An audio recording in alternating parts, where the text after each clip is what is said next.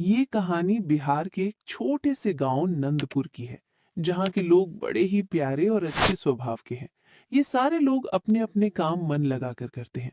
तभी ये गांव आजू बाजू के सभी गांव वालों से ज्यादा प्रसिद्ध गांव था, क्योंकि इस गांव में नदी, पहाड़, जंगल और तालाब, बिहार का एक निराला गांव था। उसी गांव में सुरेश और कालू की छोटा सा मटन मसाला वाले की दुकान थी, जहां दूर दूर से लोग उसके मटन मसाला के फैन थे और उतनी दूर से उसका मटन मसाला खाने आते हैं। बड़ी ही टेस्टी और लाजवाब मटन मसाला बनाता है। तभी सुबह सुबह सुरेश बाजार की तरफ जा रहा होता है। अरे भाई सुरेश, कहाँ जा रहे हो इतनी सुबह सुबह? तुम्हारा तो कोई खेत नहीं है जो कि खेत में जा रहे हो फसल देखने के लिए। फिर कहाँ जा रहे हो इतना सुबह सुबह? भाई 10 बजे दुकान खोलनी है, तो मेरे मटन मसाला के लिए थोड़े सब्जी और मसाला नहीं है। वही लेने बाजार की तरफ जा रहा हूँ। और बताओ तुम्हारे खेतों का क्या हाल है? और कैसा चल रहा है तुम्हारे खेत का काम? क्या बताऊं भाई, तेज हवा और बारिश ने तो मेरा दिमाग ही खराब कर दिया है। हर हफ्ते कुछ न कुछ ऐसा हो जाता है जिससे मेरी फसल खराब हो जाती है। फिर मुझे उसको सही करने के लिए रोज खेतों में मेहनत करनी पड़ रही है। खेत का काम करना बड़ा ही मुश्किल है। तुम्हारा ही सही है, अपनी दुकान पे एक जगह मस्त खड़े खड़े मटन मसाला बेच देते हो। तुम्हारी दुकान पे तो लोग बड़ी दूर दूर से खाने आते हैं। तुम्हारी तो अच्छी कमाई होती है। हमारा तो रोज सुबह से शाम तक मेहनत करना पड़ता है। अरे भाई ऐसा नहीं है, मुझे भी बहुत मेहनत लगती है टेस्टी मटन मसाला बनाने में। ऐसे ही नहीं बन जाता है। और खड़े होकर उसको बेचना आसान नहीं है।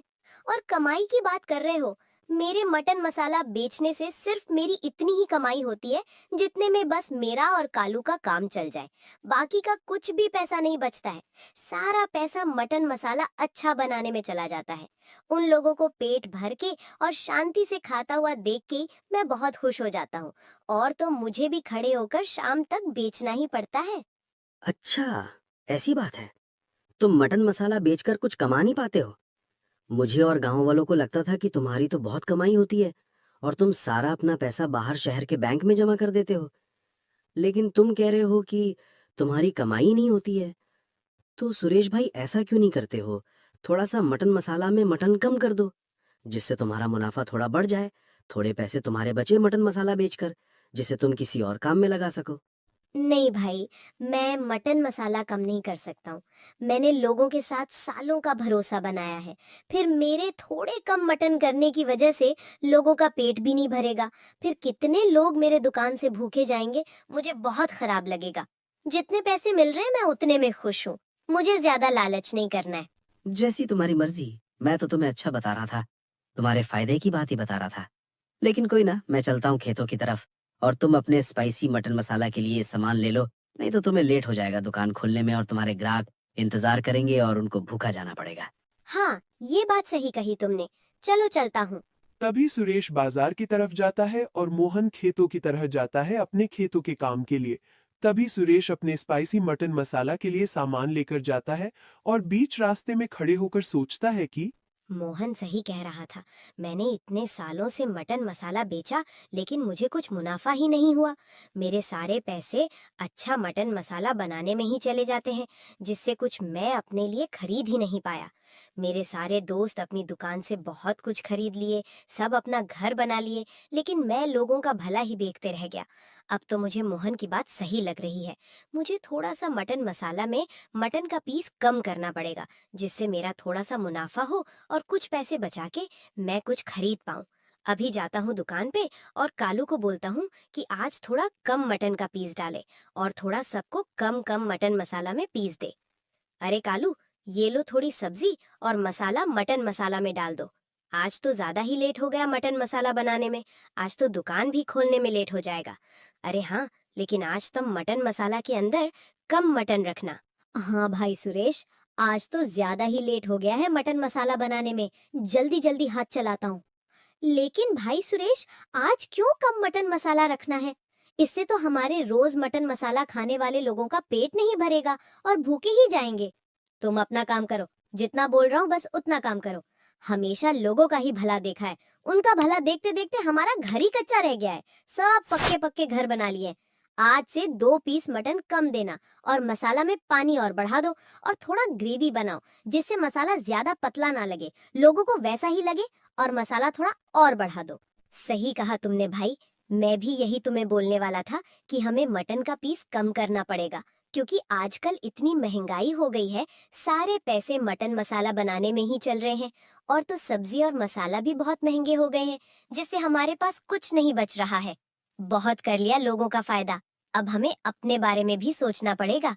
हाँ भाई कालू, हमें थोड़ा मटन मसाला में पीस कम करके अपने बारे में भी कुछ सोचना पड़ेगा। ठीक है, जैसा मैंने तुम्हें कहा है वैसा करो। तब तक मैं बाहर ढाबा की साफ सफाई कर देता हूँ। ग्राहक लोग का आने का समय हो गया है।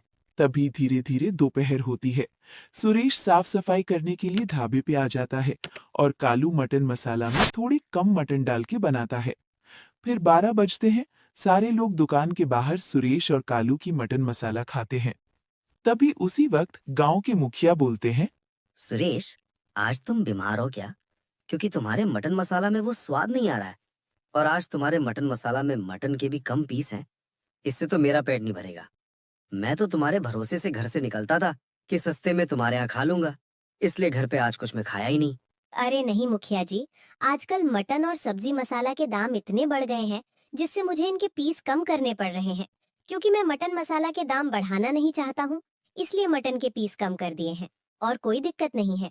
हाँ सुरेश भाई, पहले 4 पीस आते थे, लेकिन अब तो सिर्फ 2 पीस ही दिए हैं तुमने। इतने में तो कुछ नहीं होगा। इतने में तो मेरा पेट ही नहीं भरा। तुमने तो आज मुझे निराश कर दिया। मैं तो तुम्हारे मटन मसाला का फैन था। अरे भाई सुरेश, आज तो सही में तुम्हारे मटन मसाला में वो बात नहीं दिख रही है। मैं इतनी दूर से आया, लेकिन मुझे वो स्वाद और टेस्ट ही तुम्हारे मटन मसाले में मिला ही नहीं। आज तो मेरा मन भी खराब हो गया। अरे भाइयों, ऐसी बात नहीं है। मटन और महंगा होने की वजह से मेरे को भी पीस कम करने पड़ रहे हैं। मैं नहीं चाहता हूँ कि तुम मेरी दुकान से भूखे जाओ, लेकिन महंगाई आजकल इतनी हो गई है कि मैं क्या ही कर सकता हूँ। इसलिए मैंने दाम वही रखे हैं और थोड़े से मटन के पीस कम कर दिए हैं, जिससे लोग मेरा खाना खा सकें। अब से सिर्फ मटन मसाला में 2 ही पीस मिलेंगे। 2 पीस कम करना पड़ेगा, क्योंकि आजकल महंगाई हो गई है। तभी सारे लोग वहां मटन चावल खाना शुरू करते हैं और धीरे धीरे शाम होती है। शाम को जब कालू मटन चावल बना रहा होता है, तभी सुरेश अपनी दुकान बंद करके कालू के पास आता है और खुश होकर बोलता है, आज तो कालू भाई बहुत कमाई हुई है। हमारे सिर्फ 2 मटन के पीस कम करने से ही आज तो 1000 रुपए का फायदा हुआ है, जिससे हमारे पास अब थोड़ा सा पैसा बचना शुरू हो गया है। आज तो मैं बहुत खुश हूँ। मटन के पीस कम करने का सुझाव तो मुझे मोहन ने दिया था। उसे तो मुझे थैंक यू बोलना चाहिए। उसकी वजह से तो हमारे पास थोड़े से पैसे बचने लगे हैं, जिससे हम अपना घर पक्का कर सकते हैं। बस लोगों ने थोड़ा सा बुरा माना, लेकिन पैसे सबने दिए। अच्छा भाई सुरेश, आज तो 1000 रुपए का फायदा हुआ है। ये तो बहुत ही अच्छी बात है। हमें तो मोहन को सही में थैंक यू बोलना चाहिए था। उसके सुझाव की वजह से अब हमारे पास पैसे बचने लगे हैं, जिससे हम अपना घर पक्का करवा सकते हैं और अपने लिए कुछ खरीद सकते हैं। ऐसे ही रोज रोज 1000 रुपए का फायदा होते रहेगा, तो हमारे पास बहुत सारे पैसे जमा हो जाएंगे। थोड़ा सा बुरा माने तो कोई बात नहीं, लेकिन हम भी क्या कर सकते हैं, हमें भी तो अपना फायदा देखना रहता है। हाँ भाई कालू, तुमने सही कहा। धीरे धीरे करके हमारे पास बहुत पैसे हो जाएंगे और बाकी लोगों की तरह हम भी बहुत कुछ खरीद पाएंगे और अपनी ख्वाहिश को पूरा कर पाएंगे। ठीक है कालू, अब ज्यादा ही रात हो गई है। अब हम सोते हैं। सुबह जल्दी उठना है। कल का मटन मसाला भी तो बनाना है। तभी सुरेश और कालू चैन की नींद से आज के दिन 1000 रुपए का फायदा कराकर सो जाते हैं। तभी दूसरे दिन अगली सुबह होती है। गांव में सब अपने खेतों में काम करने के लिए रोज की तरह निकल जाते हैं और उसी वक्त सुरेश और कालू मटन मसाला बनाते हैं लोगों के लिए। और फिर जब कालू मटन मसाला बना रहा होता है, तभी उसके मन में कुछ बातें चलती हैं। फिर वो सुरेश को बोलता है कि सुरेश भाई, कल तो 2 पीस मटन मसाला कम करके हमें तो 1000 रुपए का फायदा हुआ था। मेरे मन में ये चल रहा है, क्यों ना हम महंगे मसाला की जगह थोड़े सस्ते मसाले यूज करें, जिससे हमारा और भी फायदा होगा और हमारे पास और भी पैसे बचने लगेंगे, जिससे हमारे पास बहुत सारे पैसे आ जाएंगे धीरे धीरे करके। हाँ सही कह रहे हो कालू। आज तो थोड़ा सा सस्ते मसाले का यूज करके मटन मसाला बनाओ और थोड़ा गाढ़ा रखना, जिससे लोगों को पता ना चले कि हमने मसाले में कुछ मिलावट की है। और बाकी सब पहले की जैसे ही बनाना, जिससे हम और पैसे बचा सकें और हमारा और फायदा होने लग जाए।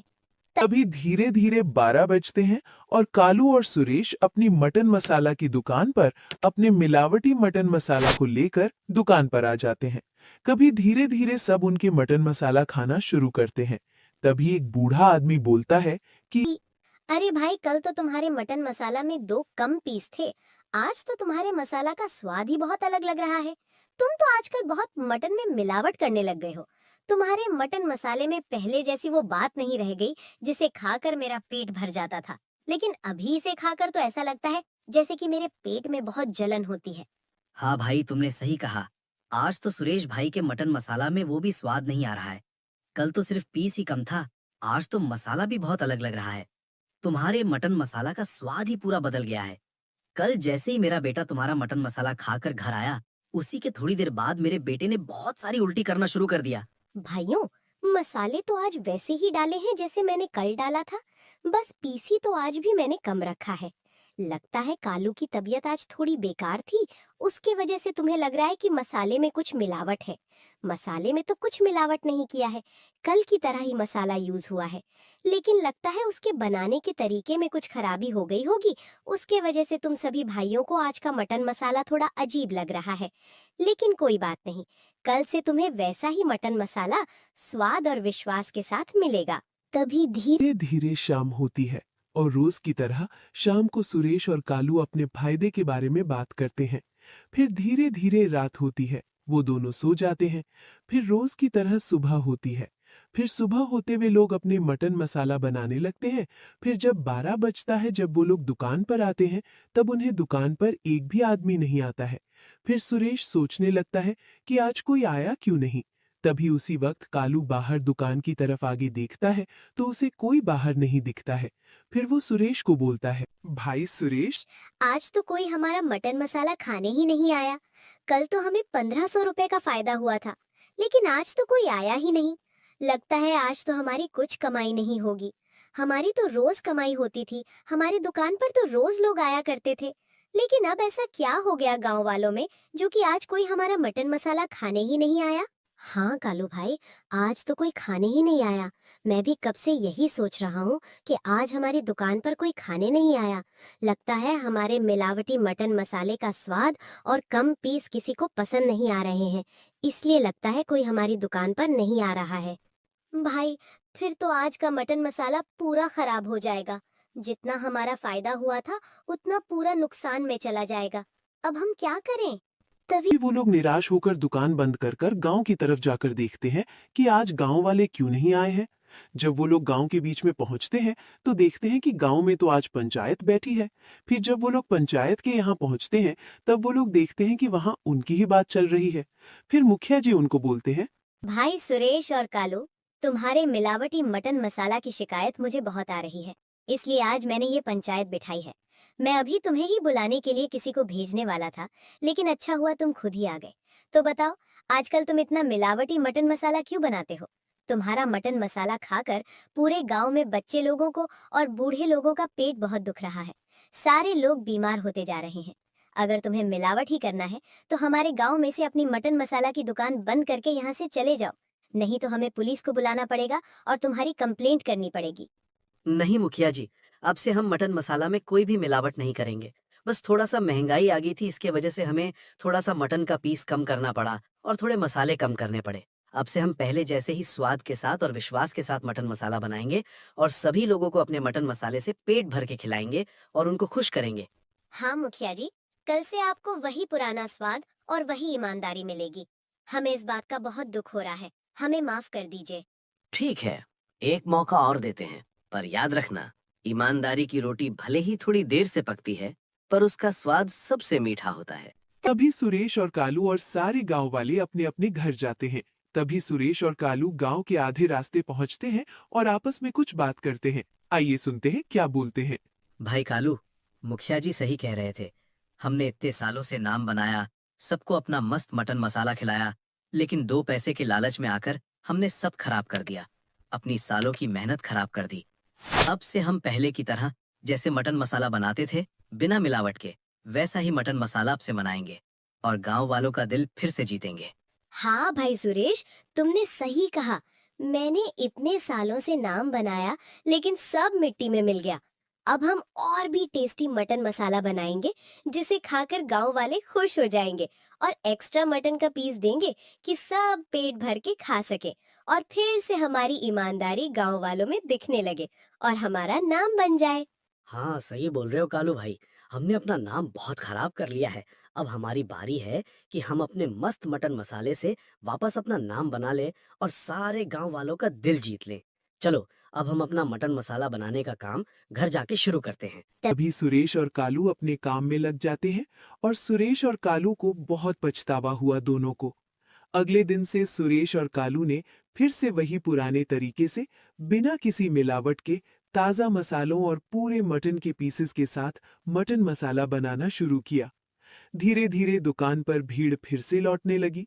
हालांकि उनकी कमाई पहले जितनी ही थी, लेकिन उनके मन को जो सुकून मिल रहा था वो उस 1000 रुपए के मुनाफे से कहीं बढ़कर था। नंदपुर गांव में एक बार फिर सुरेश के मटन मसाला की खुशबू महकने लगी और इस बार उसमें स्वाद के साथ ईमानदारी का तड़का भी था। लालच बुरी बला है। थोड़े से मुनाफे के लिए कभी अपना ईमान और दूसरों का भरोसा नहीं तोड़ना चाहिए। आज के लिए इतना ही। मिलते हैं नई कहानी में।